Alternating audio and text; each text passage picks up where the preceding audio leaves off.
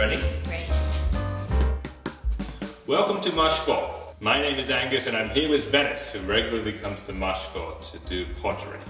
Together, in this video, we're going to teach you the basic of pottery making. But before we start, let me explain to you about the town of Mashiko and what makes this town so special. The town of Mashiko is a traditional pottery town with a long history and is located just outside Tokyo. Mashiko became famous just before World War II and continues to be the center of traditional pottery here in Japan. There are around 400 potters who regularly make pottery and many studios that offer pottery experiences here. Mashiko Pottery has 7 different types of colors, and the pottery studios will offer you a couple of these colors to choose from. There are 2 large pottery festivals in Mashiko, one in the spring and the other in autumn. But there are also many small festivals and events, as well as 2 nice pottery museums. So make sure to check these out to make the most of your stay. So this is how the pottery experience works. With the help of your teacher, you'll be able to create your very own pottery. And guess what? You can make as many as you want. You can choose items from your work to be glazed, fired, and delivered to your home for an extra cost. If you don't wish to fire any of your items, don't worry, there's no extra cost for that. Now let's teach you the basics of pottery making. For the first step of pottery making, we're going to show you how to use the potter's wheel. Ta-da!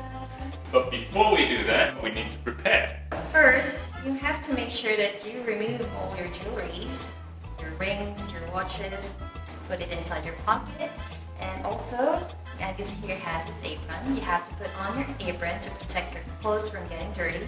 Okay, so it's important to protect your clothes from getting any clay on it or any jewelry getting any clay on it, right? Yes. Okay, so let's start. Let's go. Now we're behind the potter's wheel. How do we start? As you can see, we have a lever here. Just push it away from you and the wheel will start to move. And if you want to make it slower or make it stop, just pull it all the way back. Okay. So how do I use this bucket of water? This bucket of water is for wetting your hands and wetting the clay. So you just dip your hands in it. Just make sure it's fully wet and wet the clay, like so. You want to make sure it's quite slippery. You shouldn't feel a drag. For the second step of pottery making, we're going to show you how to make the basic shape. Yes, so to make the basic shape, just wet your hands, hold the clay like this, and with your 2 thumbs, push the clay in the middle downwards. And now, it looks like you have a donut. So how deep should I make this hole? Maybe around half of your thumb, Okay. around that deep. For the third step of pottery making, we're going to show you how to make different shapes. First, you have to think of what you want to make. If you want to make a cup, a bowl, or a plate. Starting with our basic shape right here, if you're going to make a cup, push your 2 thumbs down, then slowly outwards, and then upwards. From that shape, if you want to make a bowl, pull the walls of the clay outwards and slowly upwards. If you want to make a plate, pull the walls a little bit downwards from inside.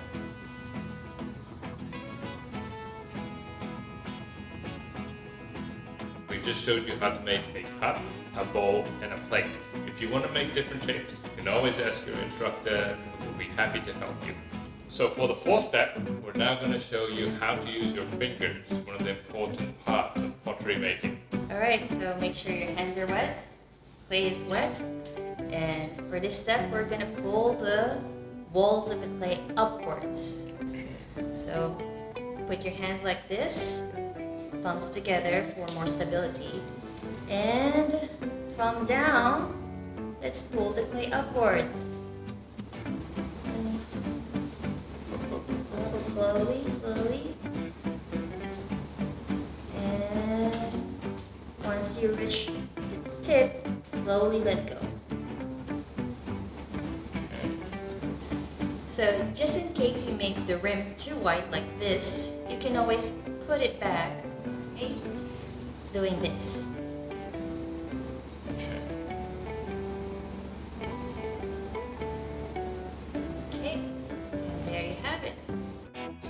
taking your work off the potter's wheel. We're gonna take our work off the potter's wheel onto the side table. Okay, so first, we need to make a guideline where we're gonna cut. So put your fingers like this and make a guideline. Let's make it a little bit slower. Let's grab our string. Hold the stick of your string with your left hand and the other end with the right hand. And put it in the middle of the guideline you made. Like this. And release. And pull. And you can stop the wheel. And do your hands like this. And ta-da! That looks easy, but if you need any help, you can always ask your instructor who's going to be around to help you. So that's the basic of pottery making. I hope you enjoyed your experience. Goodbye. Bye.